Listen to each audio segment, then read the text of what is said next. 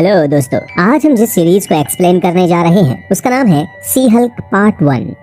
सी Hulk एक American comic book का character है और इसके राइटर हैं स्टैन ली। दोस्तों, सीरीज की शुरुआत में हम जिस लड़की को देख रहे हैं उसका नाम है जेनिफर वॉल्टन। जेनिफर वॉल्टन एक स्पीच तैयार कर रही होती है जो उसे कोर्ट में ज्यूरी मेंबर्स के सामने रिप्रेजेंट करनी है। वास्तव में यही लड़की सी हल्क है जो पेशे से एक वकील है। केस में मदद करने के लिए उसके दो असिस्टेंट हैं जिनका नाम है निकी और डेनिस।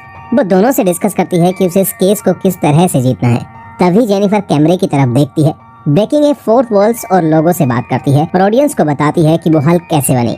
इसके बारे में बताते हुए ये मूवी हमें कुछ महीने पीछे ले जाती है, जिसमें जेनिफर बताती है कि वो एक बार अपने कजिन ब्रूस बैनर के साथ रोड ट्रिप पर गई थी। ब्रूस बैनर हमारे वही पुराने हल्क हैं जिन्हें हम बहुत पहले से देखते आए हैं। यहाँ पर हमें एक और बात पता चलती है कि ब्रूस बैनर का हाथ अब ठीक होने लगा है और उन्होंने एक डिवाइस बना ली है जो कि ब्रूस बैनर को उनके ह्यूमन फॉर्म में रखता है। अगर ब्रूस बैनर ने ये डिवाइस निकाली तो वो फिर से प्रोफेसर हल्क बन जाएगा। जब तक ये डिवाइस उसके हाथ में रहेगी तब तक वो ह्यूमन ही रहेगा, यानी इस हल्क की पूरी जिंदगी अब सिर्फ इस डिवाइस पर डिपेंड करती है।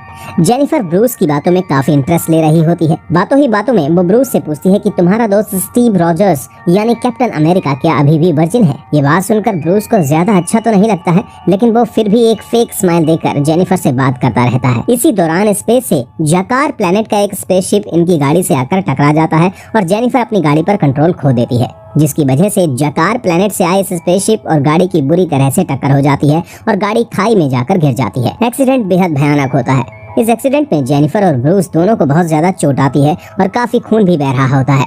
जेनिफर जैसे तैसे खुद को संभाल कर ब्रूस की मदद करने के लिए उसके पास जाती है। ब्रूस जेनिफर से कहता है कि वो उससे दूर रहे और उसे टच ना करे, लेकिन जेनिफर उसकी कोई बात नहीं सुनती। वो सिर्फ ब्रूस को इस हालत में देखकर उसकी मदद करना चाहती है। अब जैसे ही जेनिफर की गलती से ब्रूस का खून उसकी चोट के साथ मिल जाता है, उसके बाद हमें पता चलता है कि ब्रूस के खून में गामा रेज है और इसलिए ब्रूस जेनिफर को अपने से अलग कर रहा था। ब्रूस को बहुत ज्यादा गुस्सा आता है और वो बहुत जोर से चिल्लाने लगता है। उस स्पेसशिप को देखने के बाद ब्रूस के गुस्से के बाद उसका शरीर हल्क में बदल जाता है और अब वहाँ पर वो हो रहा था जो ब्रूस कभी नहीं चाहता था कि ऐसा किसी के भी साथ हो, क्योंकि अब जेनिफर वॉल्टियर से सी हल्क बन चुकी थी। क्योंकि जेनिफर के खून में ब्रूस के खून की वजह से गामा रेडिएशन के साथ साथ ब्लड म्यूटेशन भी हो चुका था। जब ये सब हो रहा था तभी जेनिफर बेहोश हो जाती है।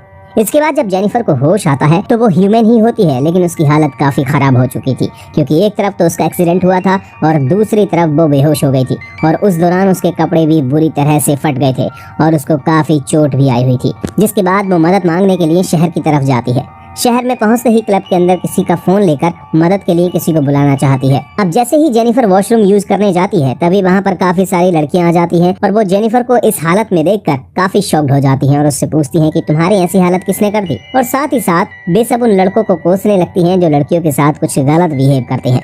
उन्हें ऐसा लग रहा था कि जेनिफर की इस हालत के पीछे उन्हीं गंदे लड़कों का हाथ है और साथ ही वो लड़कियां काफी हेल्पफुल होती हैं जो जेनिफर को काफी अच्छे से तैयार कर देती हैं। इसके बाद जेनिफर क्लब से बाहर आ जाती हैं और वो अभी भी फोन करके किसी से मदद मांगना चाहती हैं, लेकिन इसी दौरान उस क्लब से कुछ लड़के बाहर निकल कर आते हैं और वो जेनिफर के साथ बदतमीजी करने लगते हैं। उसे गलत तरीके से बोलने लगते हैं, जैसे हाय आइटम, कहाँ जा रही हो। लेकिन इन सब बातों को इग्नोर करके जेनिफर आगे बढ़ने लगती है। जब इस बदतमीजी की हद पार हो जाती है तब उसे इन बातों पर काफी गुस्सा आ रहा होता है और वो गुस्से में चिल्लाने लगती है। गुस्से की वजह से जेनिफर हल्क में बदल जाती है। जेनिफर की हालत को देखकर उन लड़कों की हालत पतली हो जाती है, लेकिन तभी वहाँ पर ब्रूस बैनर पहुँच जाता है और उसे कंट्रोल करके अपने एक छिपे हुए आइलैंड पर ले जाता है। नेक्स्ट मॉर्निंग जब जेनिफर की आंख खुलती है तो वो खुद को एक सुनसान आइलैंड पर पाती है। ये आइलैंड ब्रूस को खुद टोनी स्टार्क ने गिफ्ट किया था। इस लैब में ब्रूस अपने आप को डॉक्टर हल्क कहकर बुलाता है और अपना पूरा टाइम खुद पर स्टडी करते हुए गुजारता है। जेनिफर ब्रूस से पूछती है कि आखिर मेरे साथ ये सब हो क्या रहा है, जब भी मुझे गुस्सा आता है तो मैं हल्क में कैसे बन जाती हूँ। तभी डॉक्टर हल्क उसे बताता है कि जब हमारा एक्सीडेंट हुआ था तब गलती से मेरा खून तुम्हारे खून के साथ मिक्स हो गया था और म्यूटेशन के कारण तुम एक हल्क बन चुकी हो।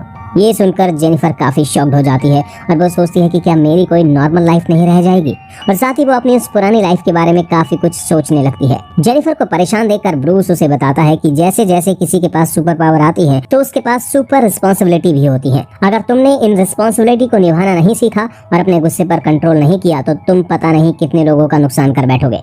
इसलिए तुम्हारा इस वक्त यहाँ से जाना खतरे की घंटी साबित हो सकता है। तुम्हें यहाँ पर कुछ समय रुक कर खुद को कंट्रोल करना सीखना होगा, खुद के गुस्से को कंट्रोल करना होगा। ये बात सुनकर जेनिफर ब्रूस से पूछती है कि आखिर मुझे ये सब सीखने में कितना समय लगेगा। तो ब्रूस उसे बताता है कि यही कोई 10 से 12 साल। जेनिफर ये सुनकर काफी परेशान हो जाती है क्योंकि वो इस गंदे आइलैंड पर नहीं रहना चाहती, लेकिन अब उसके पास कोई दूसरा ऑप्शन नहीं बचता है क्योंकि उसे खुद को कंट्रोल तो करना ही होगा। इसलिए ब्रूस के द्वारा जेनिफर की ट्रेनिंग शुरू हो जाती है। शुरुआत में ये ट्रेनिंग जेनिफर के लिए काफी टफ होती है, लेकिन ब्रूस कभी तो जेनिफर को आधी रात में जगा देता है और उसे एक्सरसाइज करने के लिए बोलता है। लेकिन ब्रूस ट्रेनिंग कराते हुए जेनिफर में एक बात नोटिस करता है कि जेनिफर ब्रूस बैनर के माइंड से खुद को कोऑर्डिनेट कर पा रही है और साथ ही बहुत ही अच्छे से अपनी बॉडी को कंट्रोल करने का एक रिस्पॉन्स दिखा रही है, जो कि ब्रूस के केस में नहीं था। ब्रूस जब हल्क बना था तब उसके पास अपने आप को कंट्रोल करने के लिए दो अलग अलग सोच थी, यानी हम ये कह सकते हैं कि एक शरीर दो दिमाग। उसको जेनिफर की स्टेज तक आने में 10 से 12 साल लगे, लेकिन जेनिफर के साथ ऐसा नहीं था। जेनिफर अपने शरीर को बहुत अच्छे से कंट्रोल कर पा रही थी क्योंकि एक समय पर वो सिर्फ एक ही पर्सनैलिटी थी और ज्यादा अपनी बॉडी को कंट्रोल करने के लिए ये दोनों जिम्नास्ट भी करने लग जाते हैं और साथ ही योग भी। ये सब चीजें जेनिफर बहुत जल्दी सीख जाती है और देखते ही देखते कुछ दिनों में जेनिफर ब्रूस से ज्यादा ताकतवर भी बन जाती है। ये देखकर ब्रूस को जेनिफर से थोड़ी सी जलन फील होने लगती है क्योंकि ब्रूस को ये सब सीखने में बहुत लंबा समय लगा था, लेकिन जेनिफर उन सब कामों को बहुत ही कम समय में पूरा कर रही थी। इसी दौरान ब्रूस जेनिफर से कहता है कि एक हल्क बनने के जितने नुकसान हैं उतने ज्यादा फायदे भी हैं। आओ मैं तुम्हें इन सब फायदे के बारे में बताता हूँ। इसके बाद ब्रूस जेनिफर को अपने आइलैंड पर बने क्लब के अंदर लेकर जाता है और वहाँ पर जाकर ये दोनों खूब ज्यादा ड्रिंक करते हैं। अब जैसे ही नेक्स्ट सुबह होती है, जेनिफर अपने इंसानी शरीर में होती है, जिसकी वजह से उस शराब का असर उसके ऊपर होने लगता है और उसके सर में काफी दर्द होने लगता है। इस हैंगओवर को उतारने के लिए ब्रूस उसे योगा करने के लिए कहता है, लेकिन जेनिफर ये सब करके काफी परेशान हो चुकी होती है और अब वो ब्रूस से कहती है कि मुझे मेरी पुरानी लाइफ में लौटना है और मुझे पुरानी लाइफ को जीना है, जैसे कि अपने क्लाइंट से मिलना, केस लड़ना, दलीलें पेश करना और पैसा कमाना।